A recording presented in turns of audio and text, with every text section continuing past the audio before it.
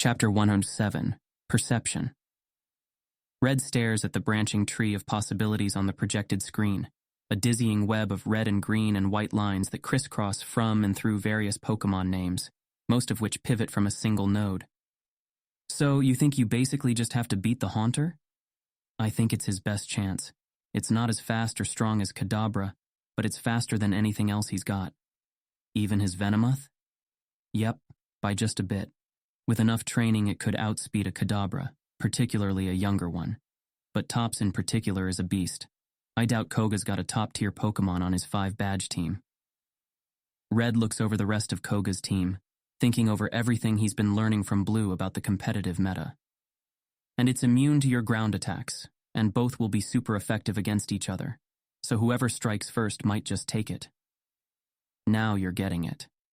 If he does something to slow Topps down, or has something to set up a light screen, right, he might get just the lucky hit that he needs. Bob can handle him though, right? They turn to look at Blue's Snorlax, who's idly scratching its stomach as it lazes beside Glenn's. Probably, if he can catch him. He's getting big. They all are. I think Maturin's about ready to evolve. You're not going to wait for that before you challenge? Nah. Might not even use her, and it'll still take a couple weeks, I think. Unless you want to. No. It would just take a little. No, Blue. Hang on, hear me out. Winning this is more important than just the badge. I know. You want to improve the gym culture to the one you've been pushing. No, not that. Blue gives Red a meaningful look. There were some people who wanted to share something secret with me. Red rolls his eyes. But after I told them about meta-honesty, they said they'd have to spend some time thinking about it, and I think we should have warned people that explaining meta-honesty may make them miss out on juicy secrets. Red gives him his best flat stare, which Blue seems impervious to. You know it's not meant to work like that. And also you gave away enough information that I can now guess who has the secrets. Doesn't do much to inspire confidence in your ability to keep other people's secrets, my own included. Hey, they didn't say I couldn't share things they told me. Red almost asks if he's referring to a plural they, or a singular one, but reminds himself not to dig. In any case, it sounds like winning was the precondition, but now it's not. Of course they might not share it with you once you tell them you might share it with others. That's the point. It still sucks, Blue grumbles as he looks over his chart. Sometimes it feels like every time I get stronger, I'm also being told to fight with another limb tied behind my back. Red eyes his friend, wondering if he's talking about the conversation they had that night before he and Leaf left for the cruise. Do you regret letting Koga know about Miracle Eye? Nah, it was the right call. I'm seeing it more and more. What you said about the power in sharing my secrets and then winning anyway. It keeps surprising me that despite all your blind spots around social stuff, you saw the value in that before I did. Blue's smile is warm, but brief. But there's only so much optimizing I can do while also worrying about how people are going to see me. Don't people celebrate it when a battle trainer takes unusual paths, though? Red asks.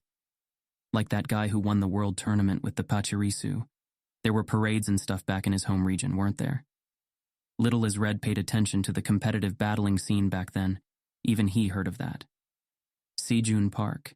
Yeah, he got lots of attention for that, but it's not like it was his favorite Pokémon. He picked it strategically, and it only worked because of some very specific things he knew about his opponents and meta of the time. Blue shrugs. I can bring a Pokémon I bought like Reeve, but I still have to be careful with which ones and how often. Koga is hamstrung too, Red points out. It's not like he can just have his wheezing self-destruct to take your Kadabra out, because if he could, that's the obvious right play. Blue frowns. That's different. We both have to care about safety. If I went all out, I'd also have more options. But he's holding himself to an even higher standard. Is there a way you can exploit that? Blue raises a brow, but he looks impressed. Wouldn't have expected that kind of thinking from you. Red shrugs. I figure you have to take every advantage you can get. Have you ever tried to do something like that? It's tricky. You can get a bad reputation, though I think what I did with Brock's Arena was borderline, and I basically got away with it. Blue is frowning at the team projection. Now that I think about it more, he might use a Haunter just in case it's faster, but it may be too luck-based to be his real pivot. Blue creates another hypothetical Koga team and runs some simulations to see which of his Pokémon might be best to match it, while Red keeps staring at the earlier one and trying to think through the various surprises the leader might have in store. Red finds himself getting more and more fascinated with competitive battles each time he engages with novel problems they introduce. He remembered being surprisingly good at them back in Vermilion, but he'd mostly forgotten how fun they were. Maybe because afterward, all his time in Vermilion felt tainted by how it ended. His experience with psychic Pokémon makes him an extra valuable tutor for the group as they prepare for their challenges. And what started with simply demonstrating techniques and battle strategies with his own Kadabra and Hypno became full competitive battles, where he did his best to model what psychics could do with the right training. With research into the unknown frustratingly stalled, he's even found himself spending a few spare hours now and then looking over past competitive matches to try and find clues to what might be coming from Koga's challenge. His thoughts drift back to Blue's suggestion to use the psychic projection training again. Since they're not yet ready to fully reveal the technique, Red asked Professor Oak whether there would be any particular negative effects to Pokémon only being in battles where they feel their life is at risk. The professor recommended he talk with a few Pokémon psychologists who specialize in battle trauma. One was even psychic, so they brought Tops to her to get evaluated. The woman only took a few moments of merging with Tops to conclude that he should probably spend a week out of the ball in relaxing situations before going into battle again. Blue was disappointed, as that meant no more training before his battle with Koga, but dutifully spent every hour Red has seen him since in a place his Kadabra could relax and recover a little from the ordeal they put him through. It wouldn't be a week for the challenge match to happen, but Blue decided one match is probably fine, and Red only argued with him long enough to draw the line at using Tops or the technique again until they have more comprehensive studies on whether it will have any permanent effects. Once Red found the right mental state to project, Tops's growth was, in fact, measurably rapid, both in combat metrics and in size. Red made sure they registered it in the Pokédex throughout the process, plotting numbers against the average curve until it became more and more clear. Tops doubled in size within a day and evolved into Kadabra the next, going through enough food for a week. By that point, Red no longer needed the unique mental mode to get Tops to fight while fearing for his life. But it became more and more clear how powerful the technique was, powerful beyond even what Koichi must have experienced, since he would have to spend at least some of the time during training getting his Pokémon to the edge, unless he had it get brutally hurt as soon as possible, of course, which is another reason Red is uncertain of how and when they should reveal this information. There aren't enough psychics like Red for the discovery to change the world, which is a bit of a relief, given how many of those there already are. But the non-psychic version of the methods would still likely spread, which could mean a lot of trainers with stronger Pokémon, faster, but also a lot of competitive trainers who are so eager to get the power boost that they end up actually debilitating their Pokémon, either mentally or physically. Red is mildly terrified that Leaf is going to hate him forever if that happens. He's also mildly terrified that it leads to less trainers having Pokémon available to deal with incidents when they come up. But if he's being honest with himself, it's Leaf hating him that feels more immediately relevant.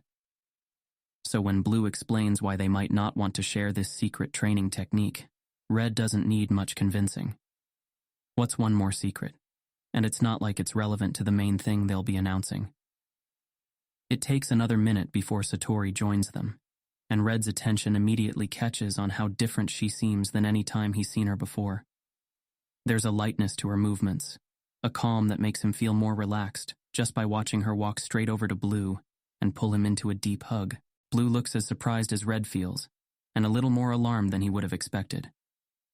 His friend awkwardly pats her back, and Red realizes Blue didn't pick up on what he did, and is unsure whether she's upset or not. Did it... Were you able to...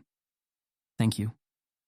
The words are muffled by Blue's shoulder, and he looks at Red again before awkwardly patting her back. It... worked then? Yes. Satori takes a step back, face filled with wonder. It worked. My sister and I are truly connected now. I can feel her emotions merge our minds. It's strange and wonderful and everything I hoped for. Red grins. That's great, Satori. I'm really happy for you both. Satori gives him a long hug too, then turns back to Blue and straightens her dress. I am eager to return to her, but first, are you ready to become the first dark teleporter in history? The first dark human, of course.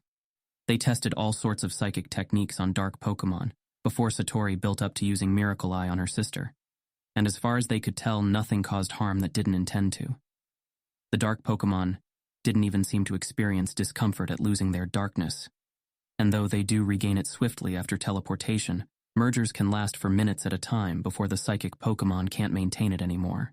Besides the spirit of scientific curiosity, they also want to make sure they have as many answers ready for their press conference as possible.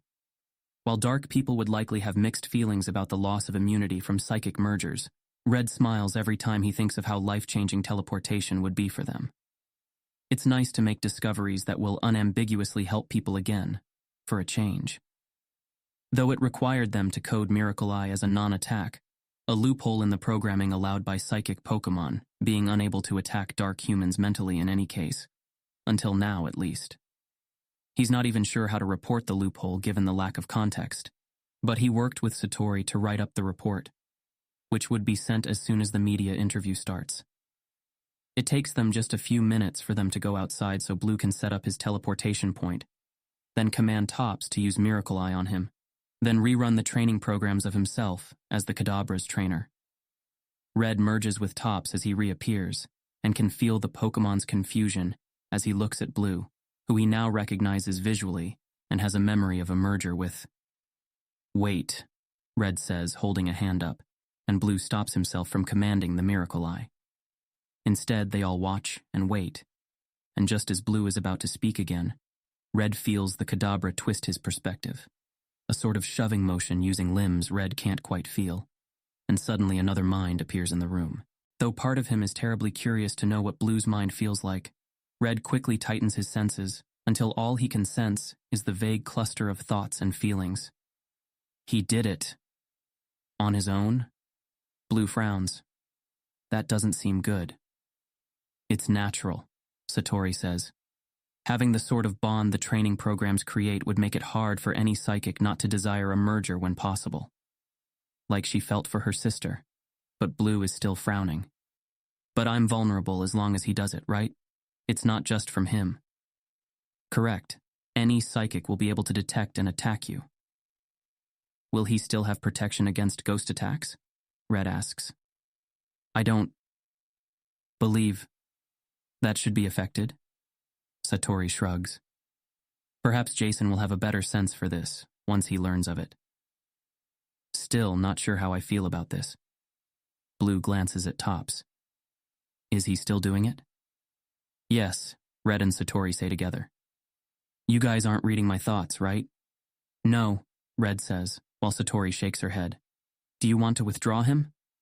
Blue looks oddly hesitant, and Red realizes that despite Blue's initial excitement at being able to teleport, he must have underestimated how used to having his psychic immunity he's been. Satori steps forward and lightly touches Blue's shoulder. Don't be afraid. You are no more vulnerable than anyone else in the world, including your grandfather, who lived his whole life and achieved all that he did, without your darkness. Blue takes a breath and nods. Right. There might be situations where I want to summon Topps and not lose it, though.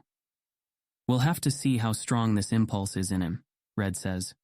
Whether he can be trained out of it. Want to hold off until we do that? No, I'm okay. He smiles at Satori, and she returns it before stepping back. All right, let's do this. It's not dramatic at all. He just puts his hand on Topps, says, teleport, and disappears. Red positioned himself so he could see the arrival zone without turning, and lets out a whoop as Blue and Topps reappear. A knot of tension releases in Red's stomach as some inexplicit part of him, convinced that Blue was going to disappear forever or reappear 100 years older or something, relaxes. Blue himself drops onto his rear and hangs his head over his knees, and Red feels a spike of alarm that quickly fades as Blue lets out a rush of air and says in a small voice, "Holy fuck, am I glad that worked." "Congratulations, Blue," Satori says. "Also, your darkness has returned." Really? Sweet. Red watches as Topps looks around before noticing his trainer. And it's gone again. Blue falls onto his back. Okay, we'll deal with that tomorrow. For now, let's just focus on what comes next. Yes, the significance of this on society will need to be evaluated most thoroughly. Nah, not that. I mean, not yet. I'll let the community talk that to death before I wade in. Blue grins and sits up. I'm talking about something more fun. Ah. She looks between them, brow raised. Your battle with Koga, then? No, Red says with a grin of his own. Buying as many Abra and Natu as we can afford. The stands around the arena are full enough that it's hard to find a seat. But even with his newfound appreciation for competitive battling, Red still doesn't see much reason for being up close to the battles. The screens often provide clearer view of the action than a direct line of sight would, and even let you see things from the trainer's perspectives, which Red finds particularly immersive. He and the rest of Blue's friends shuffle along the rows together until they find a space big enough for all of them. Then Red plops down at the end of one beside Maria. Red feels a mental prod to give her an encouraging smile for reasons he's not sure he fully understands, and she returns it looking faintly grateful. So he supposes his unpartitioned self knows something he doesn't, and lets the thought go with long practice. Koga walks out into the arena first, and the gym members among the audience rise as one, then bow, which cues the rest of the spectators to do the same. Red cranes his head up to watch as Blue enters the arena a moment later, and Koga takes a moment to bow to both sides of the audience before bowing to Blue, who does the same. Once the gym members sit, Red and the rest of the guests do the same, and then the pre-battle speeches begin. Been waiting for this, someone in the row behind Red mutters, and Red ignores the urge to turn and shush them. We are all tools, Leader Koga says. Tools for survival, tools for progress, tools for happiness even, but tools nonetheless. So I believed, once, and so some part of me still believes, despite wanting something more for myself, for my daughter, for my region, and for all mankind. But if we must be tools, we must remember we are also our own maker, sharpener, and wielder. That is the only way we can ever become something more than what the brutal necessity of the world requires us to be. And since arriving at this gym, Blue Oak has proven himself to understand this, both as a guiding principle for himself and an aspiration for those around him. In addition, he has shown us all his vision for another path, knowing that we must decide whether we wish to take it. Now the time has come to see what we've taught him in return.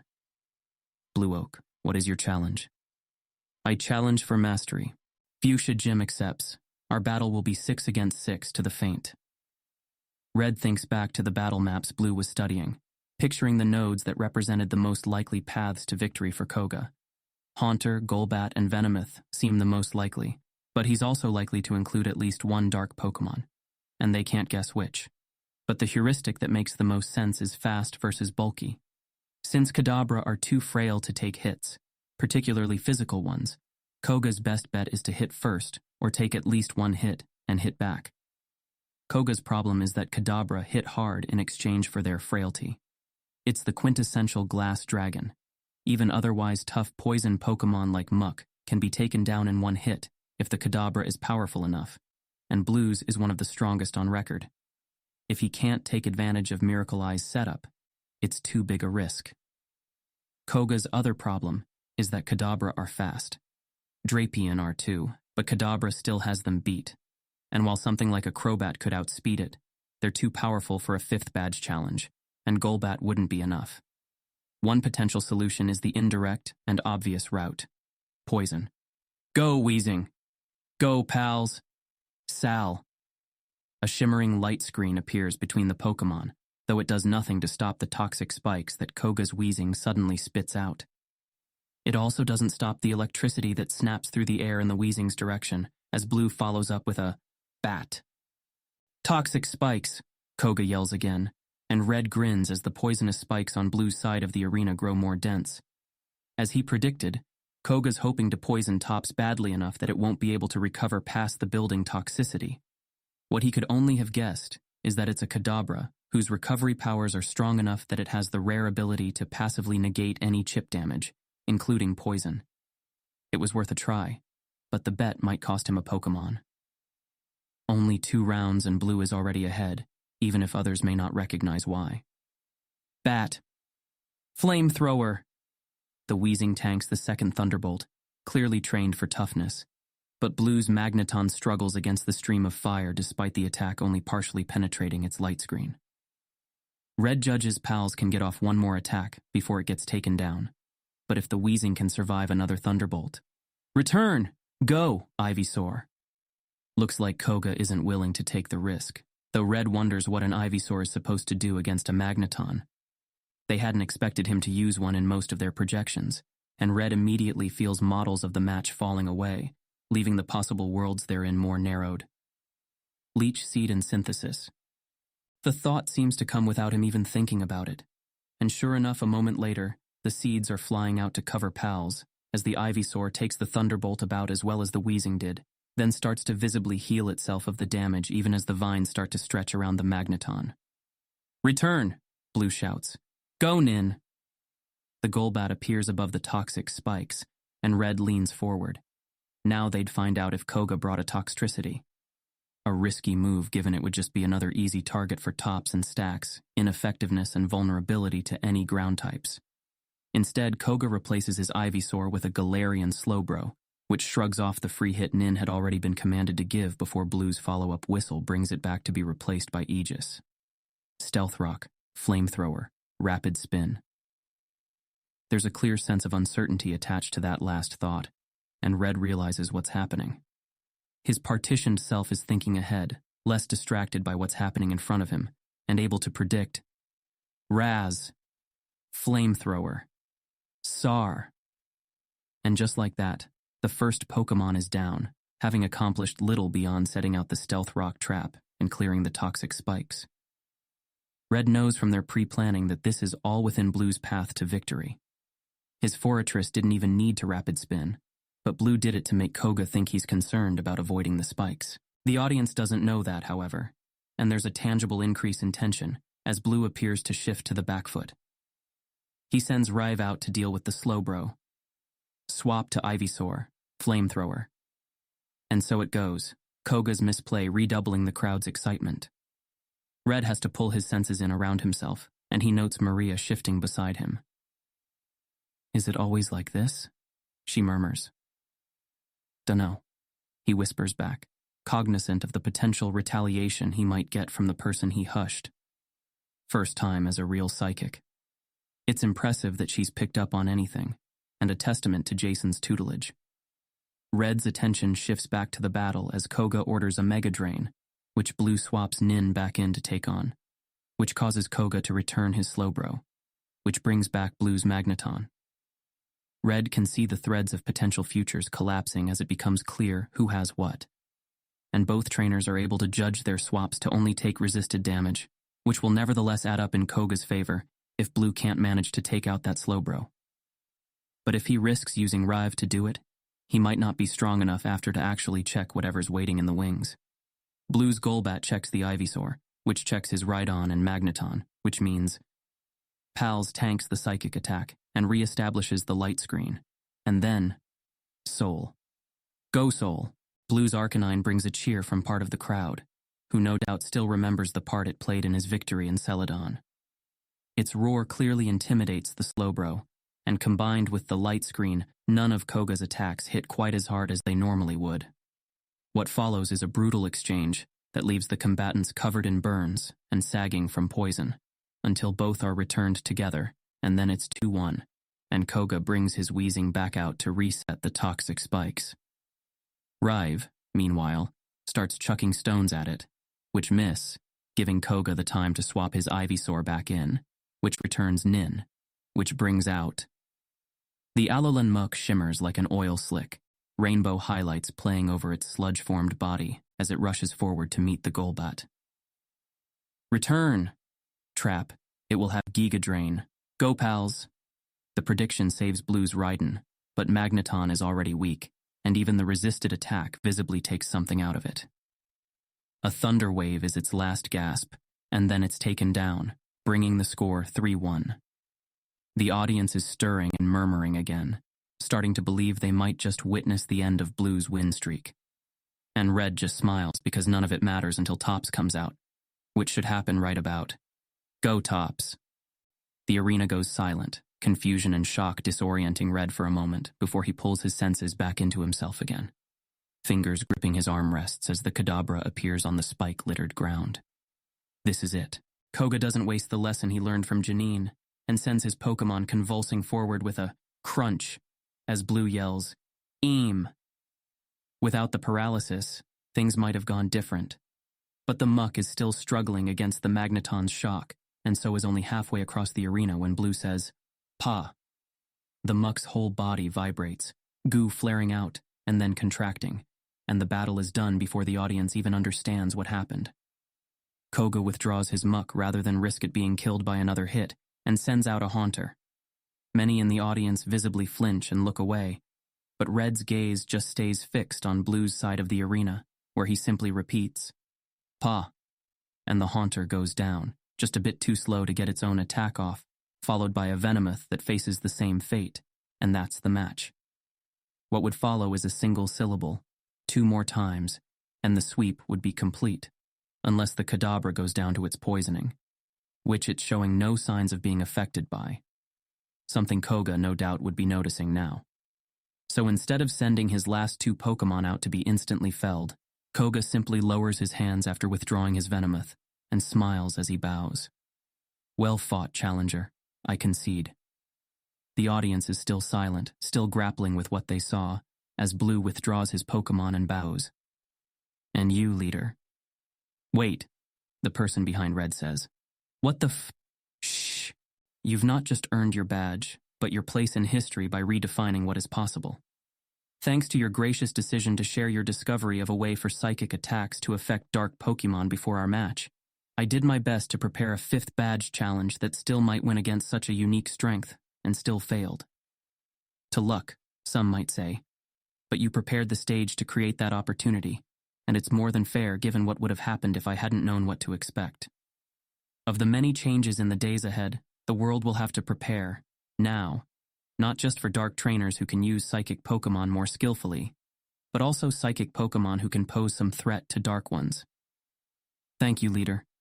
It was Satori Komeiji and Red Varus who took my idea and turned it into reality, and they were gracious enough to hold their press conference after my challenge.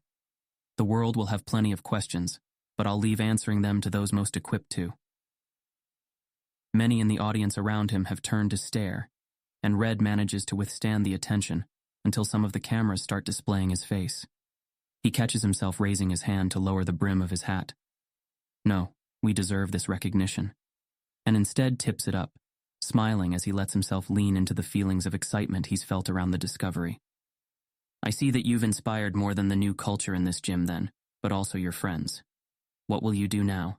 I've thought long and hard about what my team and I have accomplished at this gym, Blue says. And while many of my friends have decided to stay and continue our work, I've decided to return to Saffron and claim its badge as well, now that Sabrina has invited me to return for my challenge. As always, Red wonders how often claims like that are cleared ahead of time with whoever is being referenced. The wording itself, even, implies things that are definitely intentional on Blue's end, but that Sabrina might object to, unless she has a good enough relationship with Blue to not find it worth quibbling over in public. Which, from what Red has seen, is probably true. His heartbeat is still higher than normal, the ambient energy of the crowd and atmosphere adding an expectation that anything can happen, even with the battle over. Or at least the physical battle.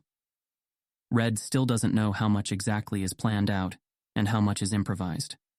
Blue said it was always a bit of both, though denied having ever coordinated with a leader other than Erica. But the audience doesn't know even that much, and many are leaning forward with bated breath. And will you return, once you've claimed her badge? I will, and even before. With this discovery, we also paved the way for dark humans like myself to teleport. The audience begins to murmur, but Blue's amplified voice still cuts through the noise, and people immediately quiet. I feel I've made bonds here at least as strong as those in Vermilion and Celadon, and with so many of my friends remaining to continue our work, I intend to keep a close eye on how the culture of the gym evolves.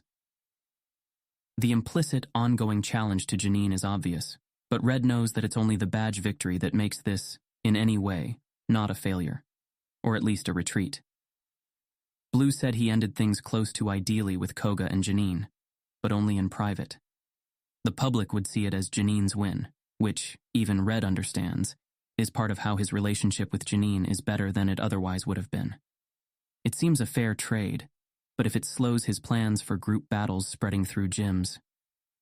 I trust that whatever direction the gym chooses to grow in, our culture will help us rise above the competition. We've built our strength in part on pushing the forefront of the poison type, and though part of our institutional knowledge is going to rapidly become obsolete, that means poison, along with any dark, fighting, and of course psychic gyms, are on the forefront of new strategies and tactics that will define the coming meta. Whatever the future holds, Fuchsia will prepare our region for it. The audience applauds, somehow both measured and disciplined while also showing fierce pride. But Red finds himself frowning. It's not like wild Pokemon are going to suddenly start using Miracle Eye. Insofar as its discovery requires a change in strategies or tactics, it will be mostly for competitive trainers. Red reminds himself he could be jumping to conclusions.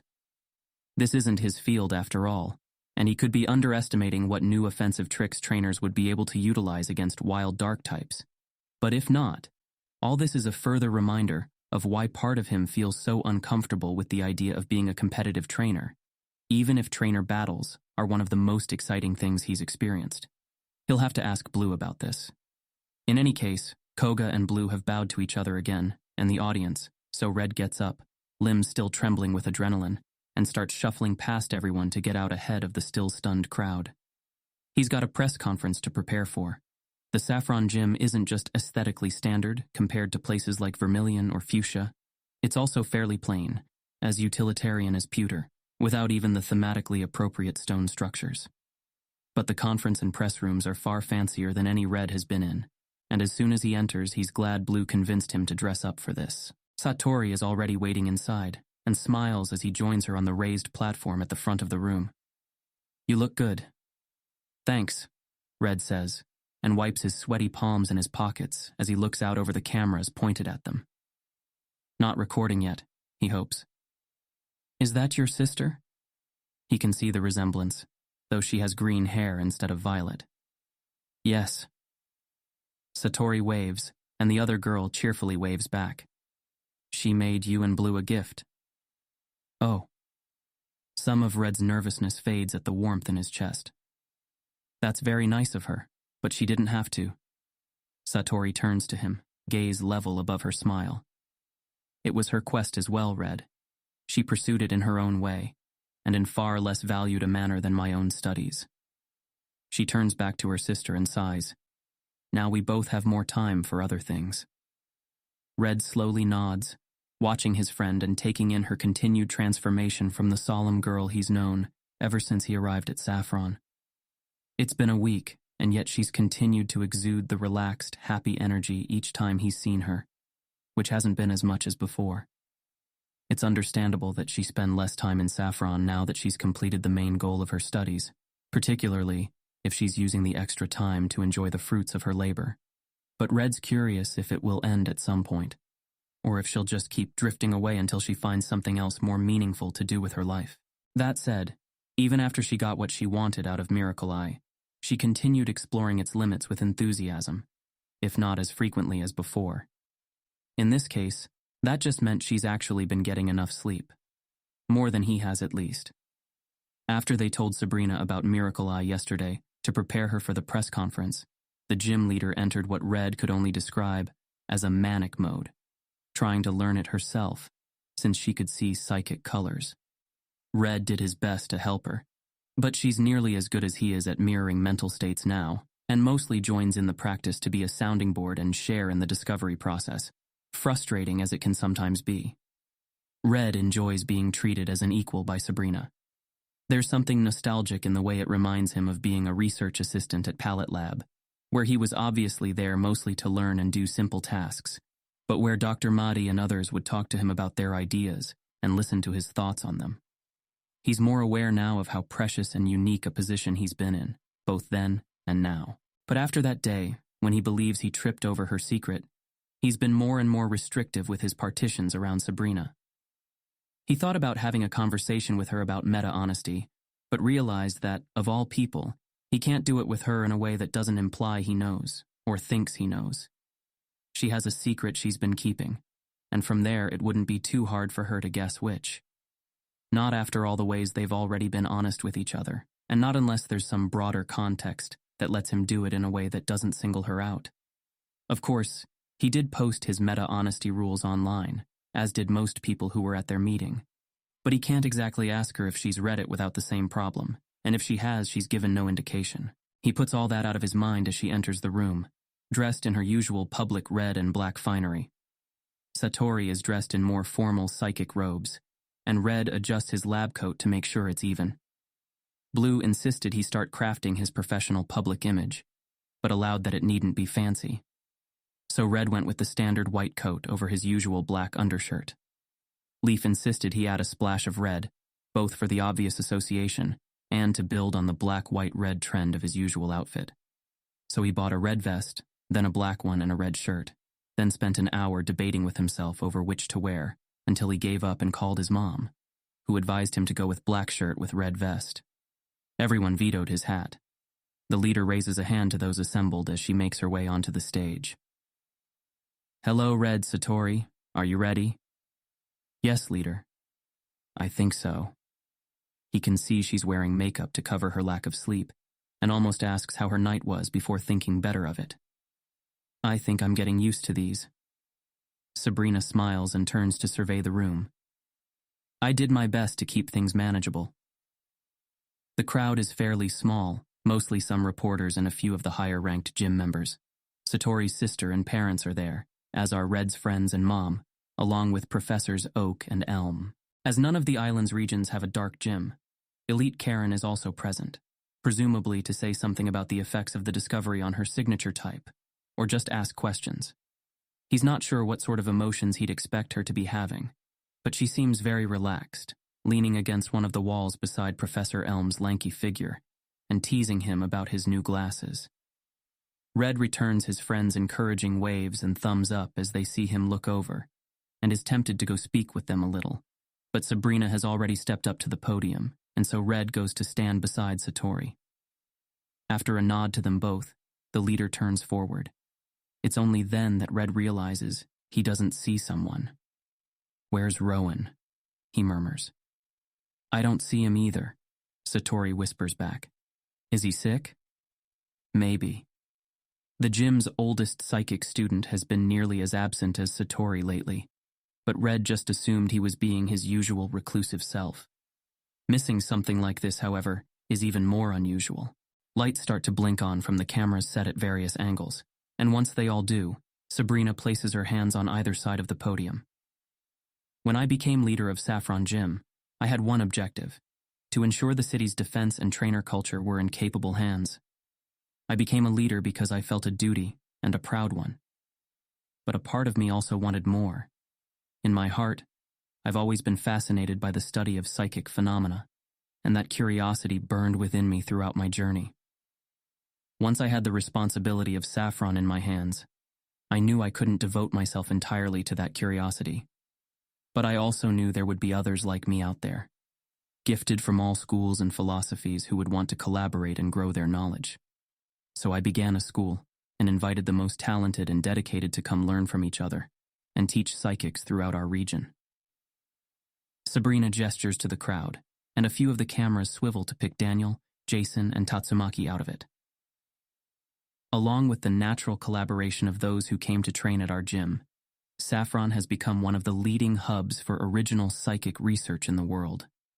And while I expected most of our discoveries to be esoteric to our craft, I knew that eventually the right combination of talent would gather to change the world. Sabrina's smile is warm, and it makes her look younger. We watched in shock as Blue Oak used the new Miracle Eye to secure his victory over Leader Koga, and by we, I am in fact including myself. While my students and I often collaborate on projects, my duties frequently keep me busy, particularly lately. I can claim no credit for this latest discovery, and am happy to cede the spotlight to those who made it. Red takes a breath and steps forward with Satori to answer the flurry of questions that come. Most are predictable, and the two of them confirm that this does mean dark humans can have their minds read and teleport. Red recites the assuredly incomplete list of Pokemon they're currently aware of that can learn Miracle Eye, and explains the concept of psychic colors and how some Pokemon can see them, while Satori describes the subtle differences between psychic and ghost senses. Most questions come from the experts in the room, while a few are by the, surprisingly well-informed, reporters. Whenever one asks something related to social or political consequences, however, Sabrina steps in to simply say that she plans to hold a separate press conference on that once she's had the chance to confer with various regional bodies. The third time this happens, Elite Karen snaps, "What are you implying? That they should have kept this secret?" The reporter looks abashed, and the questions stay on the scientific aspects going forward, but some part of Red feels uncomfortable, and he wishes he could reassure people. But the truth is, there probably are dark people out there with secrets they don't want revealed, and they might well be pressured to submit to mind reading in the months ahead, now that they can be. It still would have been wrong to conceal a secret this big, of course, but Red still finds his thoughts distracted. "Okay, that's enough for now," Sabrina says an hour after the questioning begins. "I trust the interested parties can meet in their own time and disseminate information as they see fit." Before we end, however, Satori had one last thing she wanted to share. The young woman steps forward again and takes a breath. Her gaze finds her sister, and she smiles before turning back to the cameras. "I have lived my whole life in Kanto and love many things about our culture, and that of our sister regions along the islands, our history, our music, our food, our spirit. But one thing I have never been able to love is our still lingering superstitions around those of us who are a little different. My sister was born of another mother, but we are both of one soul. I had no doubt of this from a young age, even when my powers began to manifest, and I couldn't sense her thoughts or feelings. I knew she had them, the same way a blind man can know their brother by the shape of his face. And yet I had a stark reminder of how this difference between us, so inconsequential in so many ways, led to such differences in the way we were treated by society. As soon as I was known to be gifted, I felt admiration and deference from those around me. As soon as she was known to be dark, she suffered suspicion and aloofness, a pattern I've seen to some degree, repeated throughout Indigo and beyond. Satori's voice shakes a little, but she takes another breath and sweeps the cameras with her gaze. I have finally sensed her mind. I have felt her emotions. And I tell you now what I have known all along, and what the rest of society must surely learn. She is no different from any other person. None of those born dark are. And it's up to each of us to find any part of our systems, our culture, and our own souls that might treat them as lesser in any way, and let those beliefs melt away to the past where they belong." There's a pause as she lets her breath out, then simply says, "Thank you," and steps back, freezing as many in the room burst into applause, Red included. His gaze finds Blue, whose expression is still vulnerable and uncertain, and then Sabrina, who for reasons he can't understand, mirrors his friends.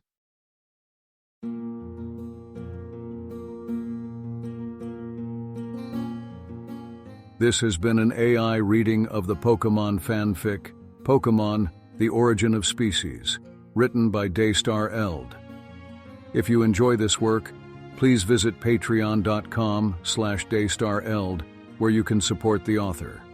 Additionally, if you enjoyed this podcast and wish to help support the creation of others like it, you can visit patreon.com/askwhocastsai, where we are releasing episodes 4 weeks in advance of the regular feed.